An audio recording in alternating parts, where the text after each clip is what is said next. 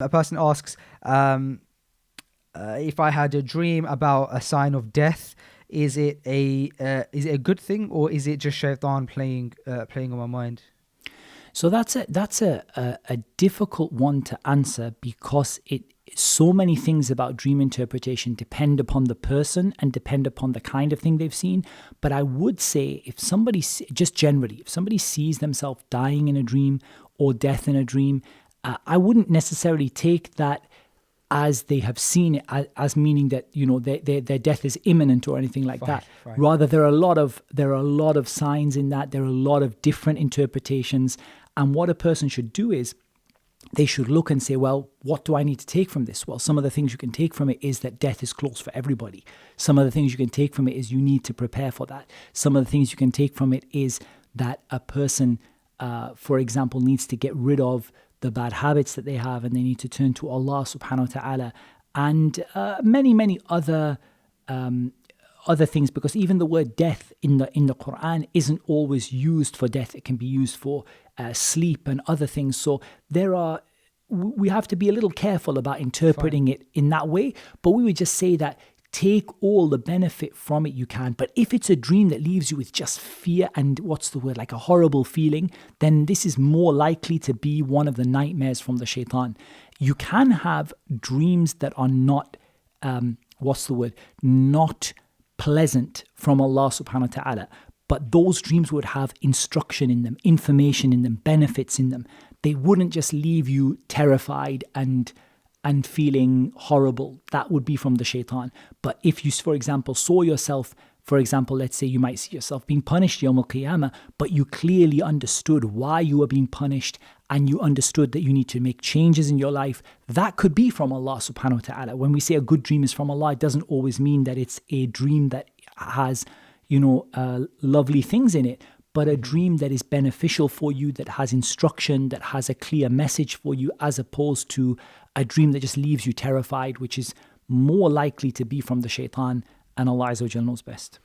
Okay, so this question is, I believe, from a mother who says, how do we speak to teenage boys about taboo matters if we are unsure that they are aware of it yet? Okay, I think that's a really beautiful question, and I think that really what I would advise the parents to when it comes to these kind of sensitive matters is look at how the Quran and the Sunnah deals with it. The Quran and the Sunnah deal with marital intimacy. In the Quran, the topic comes up more than once, and yet nobody ever, blushes reading the Quran. Nobody ever feels embarrassed reading the Quran, because honestly, it's so beautiful, the language that is used, the way that things are explained, the way that there's a balance between information that you need and also appropriate language which is understood by people of a particular age and a particular state of maturity, and maybe not understood by those who are a little bit younger, and so on. And likewise in the Sunnah of the Prophet sallallahu alaihi wasallam, I think that if you're talking about teenagers, honestly, as a parent, I think you should presume that your teenager is exposed to this kind of information.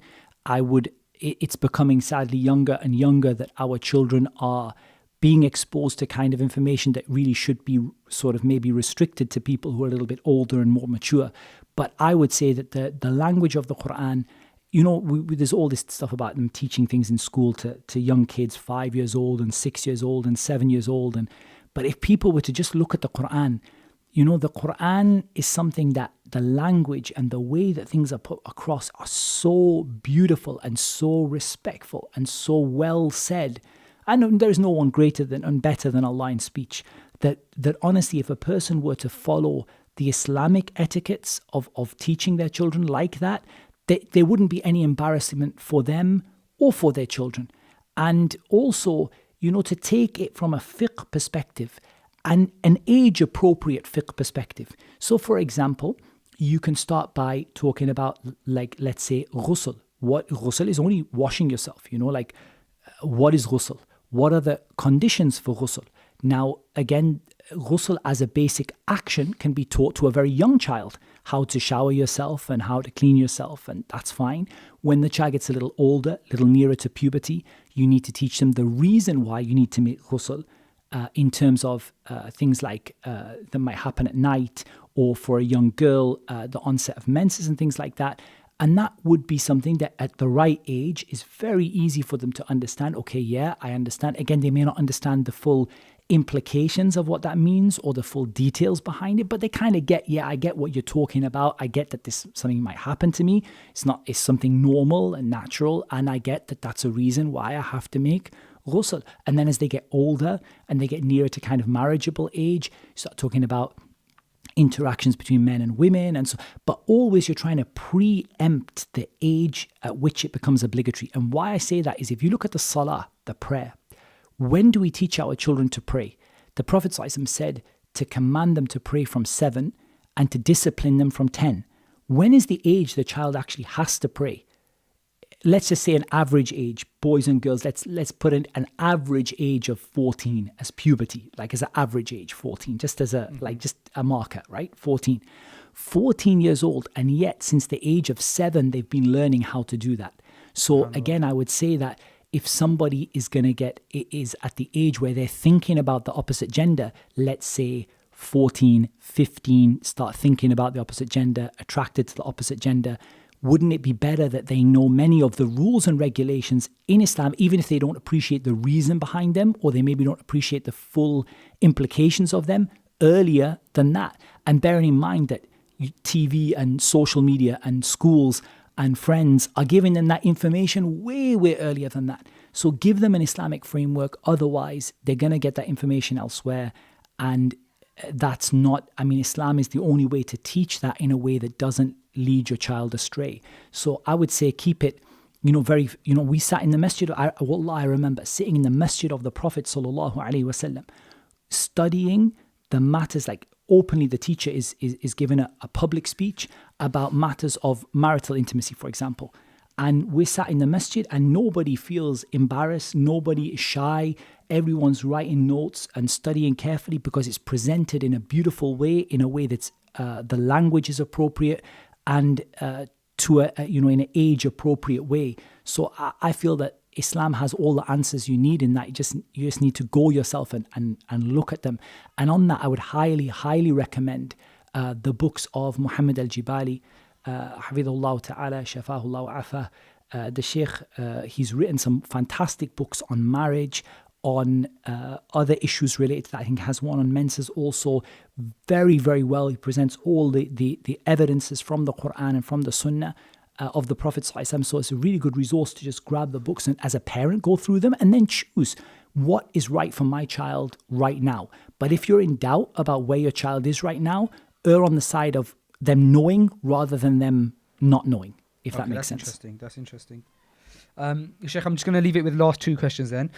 So the first one of the last 2 is, I've lost it now. Somebody asked, if I pray tahajjud and ask Allah to make a specific individual my partner, so I'm assuming they mean like in marriage, is that okay? So they're asking for a very specific person, Allah to make a very specific person their partner. I personally wouldn't advise this as an etiquette in dua, and that's simply because you're restricting a lot of good for yourself by doing that. What you would be better to do is to say, oh Allah, give me a righteous partner, oh Allah, give me the best partner for me, oh Allah, give me the partner that is going to be the best for me to reach Jannah, oh Allah, give me the partner that is the most pleasing to you. But when you name a specific person, the problem is that you really are restricting yourself, and you don't know that person is good for you or not. You don't know whether they're going to bring you good or not. And even though, it's not, I'm not saying it's the worst thing a person can do, but I do think that it's the far better etiquette in dua would be to make your dua general and try to keep your dua to the dua of the Prophet sallallahu alaihi wasallam where possible. And I asked this question to Sheikh Abdul Razzaq al-Abbad, Hafidhullah Ta'ala. I said to him, Sheikh, should we always be using the du'as of the Prophet ﷺ, or should we be making our own du'as? He said, wherever you can, use the du'a of the Prophet ﷺ unless you don't find any du'a that covers what you need. Because that's going to be always best for you, right? It's always the closest to being accepted by Allah. What about if, for example, sorry to interrupt you there, Sheikh. What about if you have? Can you do something like this? Like you have something in mind, right? But you say a dua that's generic, like Allahumma atina fi dunya hasana wa fil akhirati hasana wa qina adhab an-nar. And when you're asking for the hasana in the dunya, you've got in mind a very specific matter, or is that a bit? Is that kind of? Is that okay? Or yeah, that's okay. You can ask Allah for a specific matter also. Like Sheikh Abdul Razak gave me the example. He said to me, like, "Oh Allah, allow me to seek knowledge from so and so." Like that, if there's a great scholar, allow me to live near to him to seek knowledge from him. So it's okay being specific. But on this topic of the spouse or the partner, the life partner, I just feel like, to name a specific person, you're limiting a lot of good that could happen to you. And it's a bad mentality to get into. You know, it's this mentality, it's a very, very Western mentality that we just get drilled into us, that this person is the only one, and if I don't get them, then there's nothing else for me.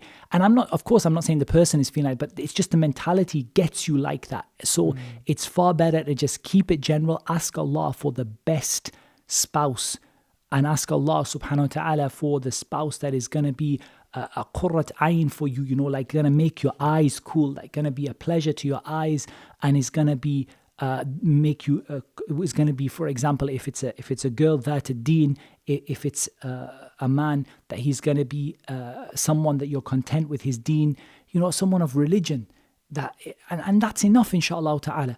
It's sufficient, bi'idhnillahi ta'ala, and Allah will give you, if that person you have in mind is the best one for you, Allah will give them to you. The only time I would mention the person specifically is in Salatul Istikhara. And that's when you can say in Salatul Istikhara, you can say, oh Allah, if Fulan, Ibn Fulan is good for me, if Fulana bint Fulana is good for me, if this girl, if this guy, you know, you can be down to the person's name, is good for me, then give them to me, or give me someone better instead. And obviously the full dua of istikhara is quite long and detailed in that way, but that's the meaning of it, you know, either give me this or give me something better. If you know it's good for me, give it to me. If you know it's not good for me, then give me something better. Jazakallah khair, Sheikh. So just the last one then before we end the podcast is if you could give us some general advice for Ramadan this year, considering it's probably going to be one that's unprecedented, one that we haven't experienced before in our lives, one where most likely or potentially masajid are closed, one that we're going to be perhaps spending less time at work, more time with the family. If you could just shed some light on that. Yeah, so in terms of Ramadan, I think first of all, my advice would be, as I said, وَاعْبُدْ رَبَّكَ حَتَّى يَأْتِيَكَ الْيَقِينَ. You worship Allah until death comes to you. You know, you do not stop worshipping Allah because you're not allowed out of the house. You don't stop worshipping Allah because the masjid is closed. You don't stop worshipping Allah because you're sick. You don't stop worshipping Allah because somebody in your family died or because you fear getting sick. You know, you worship Allah until death comes to you. وَاعْبُدْ رَبَّكَ حَتَّى يَأْتِيَكَ الْيَقِينَ. And that means that you get the most out of Ramadan that you can get. And getting the most out of Ramadan is about understanding the purpose behind Ramadan. And the purpose behind Ramadan, as Allah Azza wa Jal, He told us, يَا أَيُّهَا الَّذِينَ آمَنُوا كُتِبَ عَلَيْكُمُ الصِّيَامُ كَمَا كُتِبَ عَلَى الَّذِينَ مِنْ قَبْلِكُمْ لَعَلَّكُمْ تَتَّقُونَ. O you who believe, fasting has been prescribed for you as it was prescribed for the people before you, so that you may achieve taqwa. That's why we've been asked to fast. So we have to ask ourselves, okay, if taqwa is increasing in obedience and decreasing in disobedience and protecting ourselves thereby from the punishment of Allah and His anger and His curse and the fire, then what do I need to do that? What do I need to be more obedient in? And what do I need to be less disobedient in? And just striving for it in Ramadan. And striving also to be grateful. You know, because Allah subhanahu wa ta'ala, He also told us, وَلِتُكْمِلُوا الْعِدَّةَ وَلِتُكَبِّرُوا اللَّهَ عَلَى مَا هَدَاكُمْ وَلَعَلَّكُمْ تَشْكُرُونَ. That you may complete the set days and that you may say Allahu Akbar for what Allah has guided you to, and that you may become grateful. So to be grateful, and I think that if we can be people of taqwa and gratitude, and we can get that out of Ramadan, then it doesn't matter where your Ramadan is. And I really believe if an ibadah is taken away from you, and you know, this is not the first of the ibadat to be taken away from us, subhanAllah. Maybe it's one of the worst situations in terms of not being able to pray in the masjid, in the jama'ah. but it's not the first time that there have been ibadat that we couldn't do. But you have to find the best available alternative. So for me, in terms of the salah right now, we're doing a little jama'ah in the house. We're getting my son to call the adhan. We gather together, we pray as a family, because that's the best we can do with what we have. If we can't, do Taraweeh in the jama'ah in Ramadan, then at least let's get the family together. Let's give somebody a mushaf, and let's just, try to read as much as we can and pray as much as we can, and try to connect with the Quran, understand the Quran, come near to Allah in the month of the Quran, which is Ramadan. I feel like if something's taken away from you, you've got to try and find alternatives to that wherever they might be and however you can. Now is definitely a time for sadaqah. There's a lot of people in need. A lot of people are going through hardships that they didn't ever think they would go through, whether that be through sickness or financial problems or whatever it might be, or losing loved ones or whatever. So now is also, again, a time in Ramadan for sadaqat, trying to find reliable ways to get that to people. And even on a personal level, I mean, I really feel that sadaqah, which is personal, to me, it's worth so much more than the sadaqah you just transfer to a bank account. The time when you know that you've got a neighbor or a friend who's struggling and you actually know what they need and you give them something that they need like that. SubhanAllah, I feel that to me, it's just worth so much more than the, let me just, open my bank account or take out my card and just press click, press send or whatever. Try and take advantage of every opportunity that you have to get near to Allah subhanahu wa ta'ala, and every opportunity that you have to worship Allah subhanahu wa ta'ala in that month of Ramadan, and ask Allah subhanahu wa ta'ala for relief, and ask Allah subhanahu wa ta'ala to bring us back to the masajid again, and when they are reopened, inshallah, appreciate the value of that thing that you didn't used to value before, and that thing you used to be easy about and used to say, I'll go tomorrow, or I'll go for the next salah, or I can't make it because I'm working. And now, subhanAllah, it's the most beloved thing to you that you feel like, one of your children was taken away from you, subhanAllah, because you can't go and pray in the masjid. And yet before it was nothing. So show that gratitude, try to find that taqwa, worship Allah in the best way that you can, come together, look for opportunities to help people. I think that's a wonderful, sort of way to spend that month of Ramadan.